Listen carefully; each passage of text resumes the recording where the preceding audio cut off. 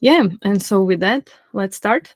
Um, I will start a bit with my background and how I got where I am now. So, my formal background is in judgment and decision making psychology, where I had to learn R, which is kind of statistical program, but it's also close to programming languages because you have to type those things like in a command line. And when I was learning that, I really enjoyed it. And at some point, I was like, oh, that's even more fun than analyzing my own data. And then I was teaching paragliding for a couple of years. And then my daughter was born. And, I thought when she'll be like 3 months old, I'll take her with me back on the hill and everything will work as before. And as you could guess, this wasn't really the truth. And I still believe like it would work if I could drive with her, but she didn't want to drive in the car. So I wasn't that flexible. I still was teaching with her when she was like 1 year old and later. But already during that time, I realized, okay, I want to have something else, which I want to do, which I can do, like more flexible from home with her, which is not weather dependent. And I kind of already was uh, looking after some WordPress website for a flying project. And I was like, okay, I want to learn more coding and more web development. I also totally by chance stumbled upon a Ruby Monsters meetup, which is a free course for women in Zurich. And that's where I actually first time met Ruby and Ruby people. And that's also a place where I learned Ruby and Rails. And after finishing the curriculum there, I also started to coach there, what I do until today. And I started to freelance. First, I was doing WordPress website, and then I was trying to push it more and more towards the Ruby world. And I started course, which was called Moms Learn to Code, because when my daughter was born, I felt like I would like to learn something, visit a course, but for me, but with my baby. And you have like tons of baby singing and baby swinging and baby something, but there's not really a lot of options for moms or parents who would like to learn something for themselves, but still have the baby or little kid with them. So I decided to teach moms web development, and actually 30 to 50% of people brought their kids and were able to learn to code. So that was really nice. And then my son was born, and these are like two different babies. They just look the same. And I already knew I want to do more Rails, and it was a bit harder with the clients which I had, because for them, like for small companies or entrepreneurs, that wasn't really the best fit. And I also started to teach at Levagon, and I got the opportunity to work for one company for Rail, which had a Rails monolith. And after a year working for them as a contractor, I applied to GitHub and started to work there in a code scanning team. And we have a cat. So cats and pets are very popular. I just added a random picture of our cat. Yeah, but what I want to talk about today, it's the hiring phase, how to make job ads more attractive, which is still needed, or how to attract diverse talent, how to reduce the risk of hiring the wrong person during the interviews. These are all interesting topics. But what we will focus on today is the power of kindness and support, the value of hands-on experience, and also looking into the future. So why I'm talking to you today. I joined GitHub in March 2022, and I work in the code scanning team. And in this talk, I would like to bring the experience which I had as a teacher and coach, but also the experience which I had as a new developer in the team, a career changer. And I'll offer you what works for me and what works for our team. But of course, you're totally free and invited to pick what works for you personally and for you as a part of the team and company. First, I want to talk about how to be kind and supportive and how you can boost the speed of onboarding and ramping up with this approach. When I first came to GitHub, to my current team, I had a onboarding buddy. That buddy was from a different team, and that person was responsible for answering all my questions about the company, about I don't know, how to set up Slack, how to deal with emails, whatever I would hoped. But also something else happened, and that's when random people started to write me. And it was like, hello, I'm this and that. I work in your team, or I work in the other team, and I just want to invite you for a short chat. And if you have time, set something up. Don't hesitate to ask any questions, and feel free to meet. And I did, and I met a lot of people from my team and from our wider team. And it felt so nice because even that the position was fully remote, I was able to make those connections at the beginning, and that made it possible for me to be more open when I needed to ask for help, and also feel more free to just contact random people which I met before and ask them about things. So even if you are in a team and you are getting a new developer, you can offer them the support, you can offer them a chat. And also, if you are the new developer in the team, you can also initiate this and ask people to have like a quick chat. If you're in the office, in person, if you're remote, you can still set up a Zoom call. I talked a bit about buddy. So as I mentioned, I had general onboarding buddy, and then when I came to the team, I had my buddy, which like team buddy, and that person was responsible for walking me through the code base, explaining to me the business logic which we were dealing with, and also like answer any questions I would have about our team processes. So the more the merrier. It's great to have different buddies and different mentors because it's better on them that it's not necessarily a single person responsible for answering all your questions. So they have like still like more time and to work, but also to support you. And you can get a bigger breadth of experience and advice if you can talk to different people. So I had my general onboarding buddy, I had my technical buddy, and then I also got a mentor with whom I was like pairing pretty much weekly on the task, which usually on the task I was working on. Sometimes if we didn't have anything matching, then I was pairing with him on the task he was working on. And then I still had like a wider team, which I could ask any questions. And today, often we hear that it's way harder to onboard people or get new people to know the team and on the code base when they're remote. GitHub is a remote-first company, and what that means that my closest colleagues are in Munich, Copenhagen, UK, and some are in the US, so all around the place. And I didn't really feel this as a disadvantage, I have to say. Of course, I would like to, have a chat with them sometimes, but I didn't feel it was a disadvantage when getting onboarded and started. So what I really liked was having more power over my calendar. And I think this also helps the mentors and buddies, because if everyone knows when you will meet, it's kind of, you don't just invite their time all the day long, but you're more prepared as a new person, and they're also prepared. They have put that time aside for you. So usually we had scheduled meetings, and also if we decided for ad hoc meetings, you can still write that person and ask, do you have time in now or in 5 minutes today? That person can then say what fits for them. And when you compare this, how this works often like in office, then you just walk to that person, and it's nice to have that possibility, but it's harder to find that balance, not just to, come to them every 10 minutes when they're trying to say so. So these things we can also do in person to kind of talk about scheduling or asking the person up front when they would have time to help us with something.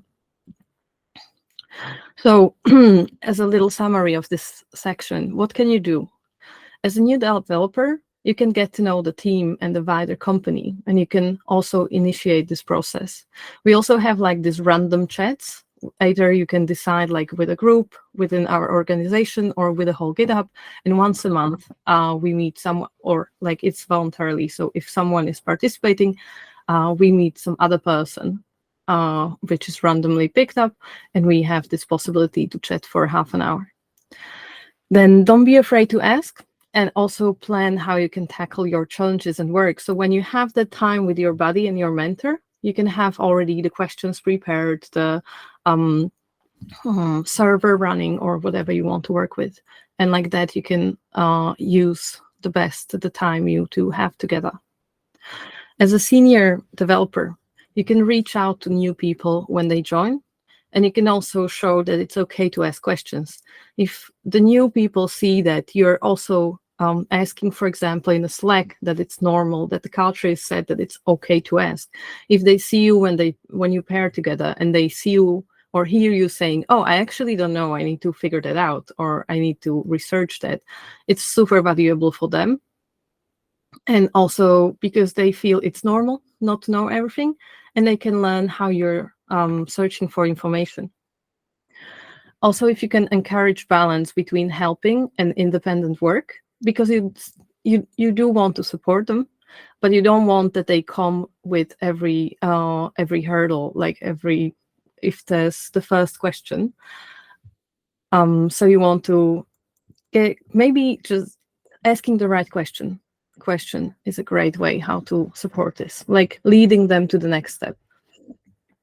And then, yeah, just being ready to help and do some pairing and make it clear that it's okay to ask.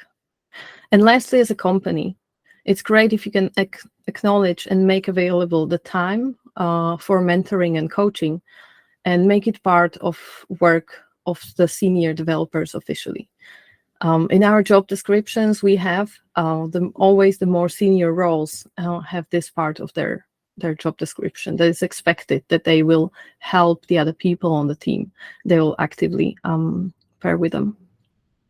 And lastly, you can learn about your new developers. What do they need in order to succeed? So what can you provide them as a company to set them up for success?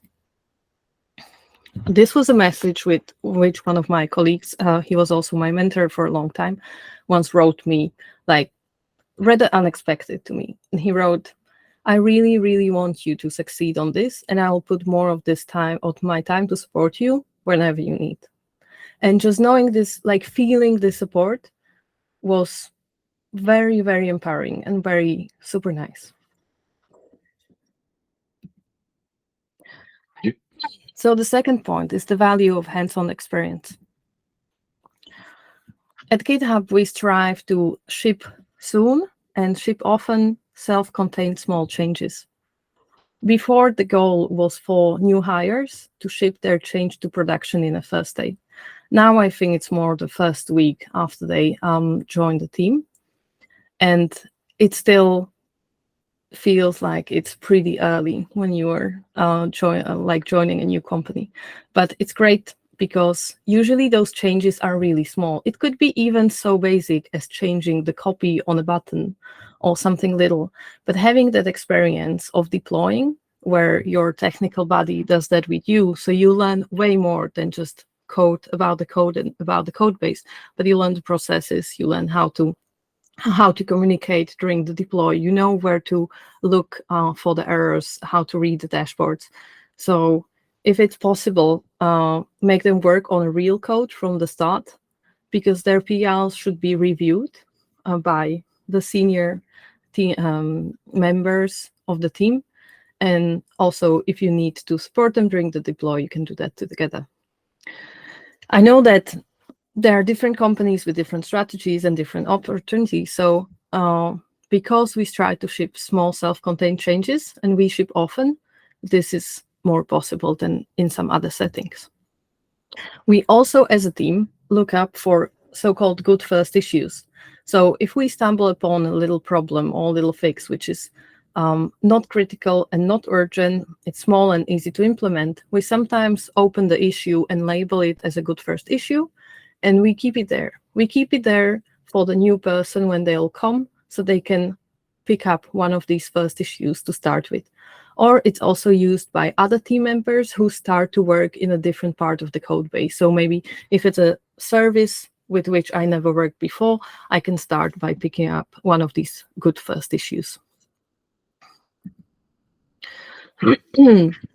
I truly believe that pairing was one of the strong factors which contributed to me feeling really connected with my team and learning fast about our code base. And I really like to drive often. So if this is also you, you can propose that to your mentor. And if you're a mentor, you can also suggest that to your mentee, because if they drive, they learn a lot. It's also good to swap every now and then, because they pick up not just how you code, but they also see what shortcut you use, how you search for things, how you test things, like how do you arrange the windows, and all these little details, which at the end can make them way more productive, and they're often not communicated. Yes. They also learn how you think about the problems when you pair with them. And we often paired, I like to pair on my own tasks, but sometimes I paired also on other people's tasks, just to see what they're working on and like expanding my knowledge of a feature or particular area of the code. And then for the next new developers, I find it's really important to focus on one step in a time. And don't get overwhelmed by trying to understand everything from the scratch, especially in the bigger companies. Like, there are things I ignore until today, and I'm there almost 2 years, because there's just so much going on. And it's okay to give yourself time, and also to know that it's okay to ask questions. So first focus on the task you have at hand, and then slowly expand when you feel ready. And for the mentors, this goes the same way. Try not to overwhelm them, but give them tasks with which they can succeed. And when you see that they're ready, you can like make it more harder or more broader, and then give them support they need. I really like how many uses the PRs have.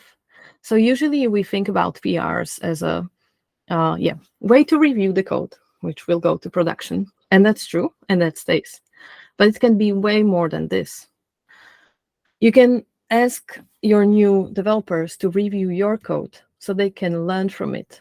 You can encourage them that they can ask the questions on the PR, and you can use the PRs also as an education tool. You can even ask if there are some suggestions on the PRs. If you are reviewing there, just be nice and offer the suggestion, but know where they are when they're standing, and you can still use that comment to explain some of the things they may have missed.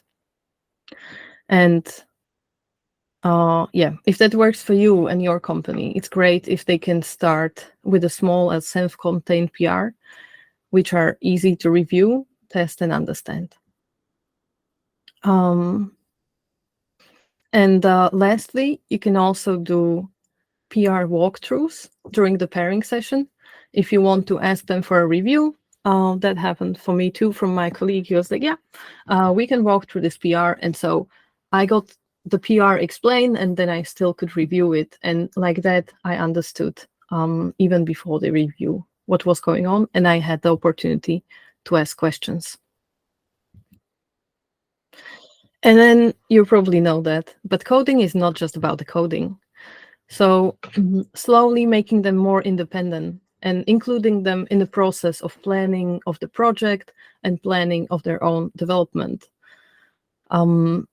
Make them see how you manage the task, how you manage the competing priorities, and guide them through that. Get answers and the support you need as a new developer from your mentors and colleagues. And this is another quote from one of my colleagues, and she said, "I like to think that my time is a shared resource of the team, and so is everyone else's. So if asking for help will free me to work on the next thing sooner, it's also helping the team."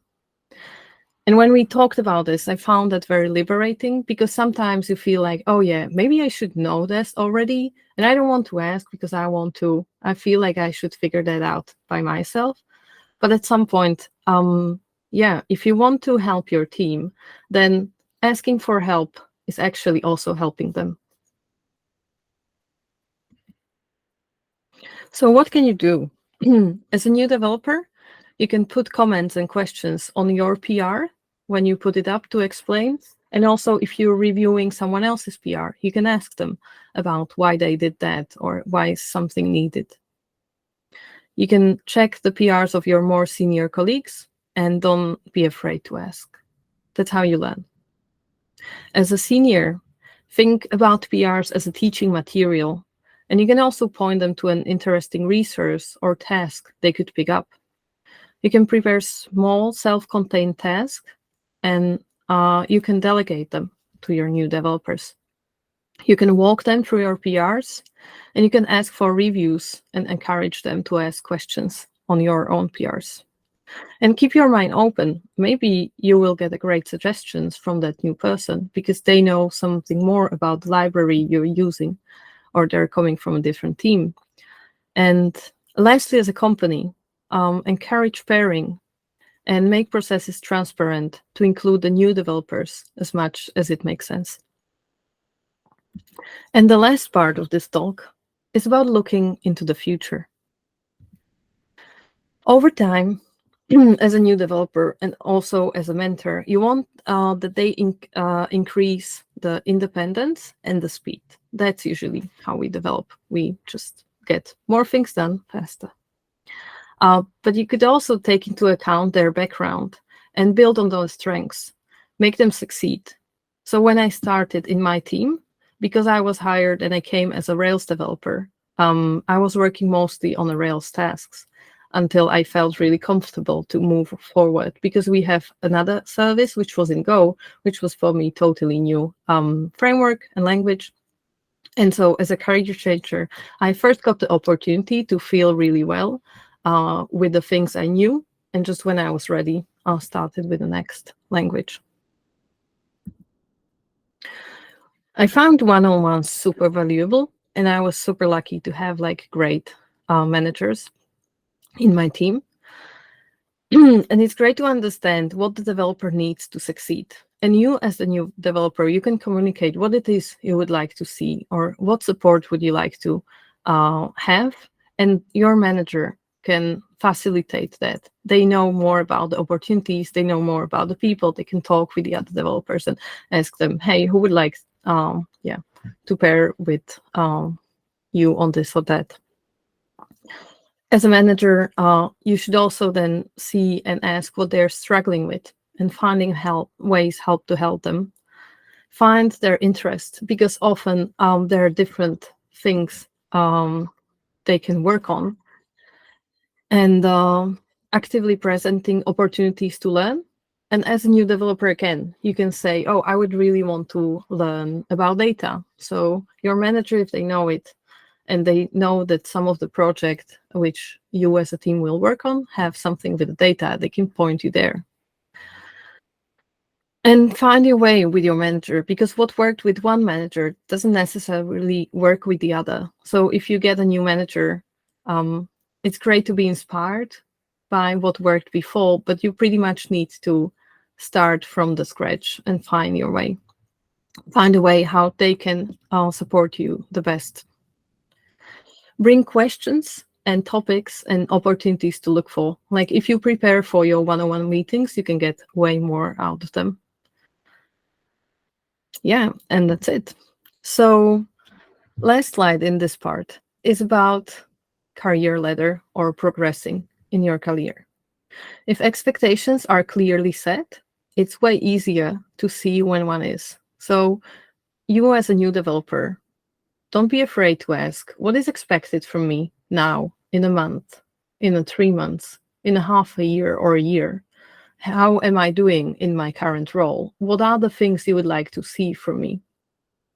And as a senior or manager, you can also make this clear to them. Like you can give them feedback. And as a new developer, don't be afraid to ask your manager about these things, and don't be afraid to ask colleagues about the feedbacks.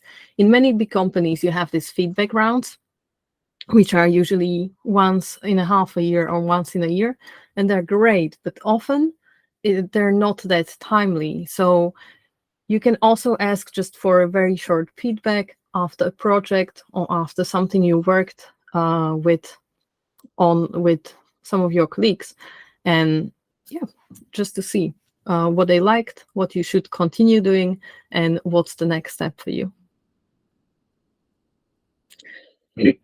Another thing which one of my managers, now directors, often used to was choose your own adventure. And it was very surprising and positively surprising to me that as one of the newest team members, I was able to say what I would like to work on, right? And this is super empowering. Of course, it has to be something from what the team has to work on. But if you have a bigger team, if you have different tasks, you can also include your junior developers in that process and ask them what they would like to work on, what's their preference. So what could you do? As a new developer, make sure that you understand the expectations your team and your manager has on you. Also prepare for feedback and review conversations upfront. It's great if you can keep a document where you track your work and your goals and think about your next steps, because it just simplifies the work a lot. I used to copy some of the issues or pull requests I work on, and then write just a short bullet points of what was interesting there, what did I learn, what did I do. And Julie Evans, she calls this a brag document. She has a great article blog. And also don't be afraid to express where your interests lie and what you would like to work on. As a senior developer, you can suggest the opportunities for the new team member or for the junior developer, because you have better overview of the project, you know more, you can see where their skills are and what could be their next steps. Also share those unwritten rules and information, because those make it so much more valuable.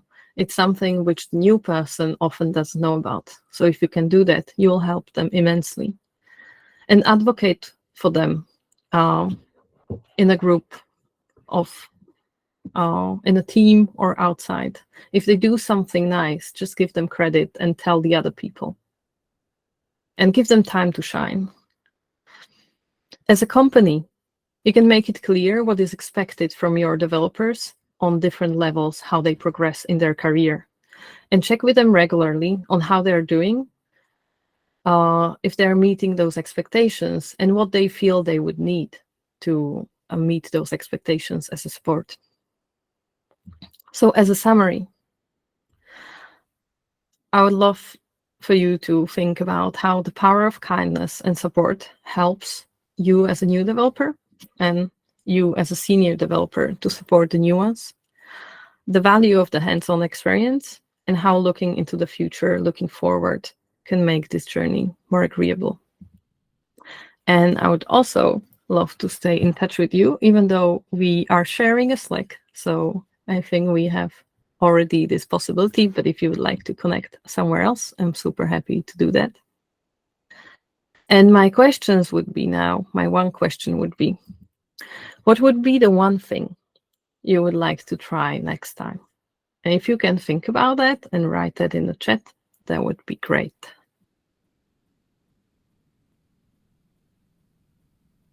And yes, we have the some documents in the chat, the links I was talking about. That's perfect.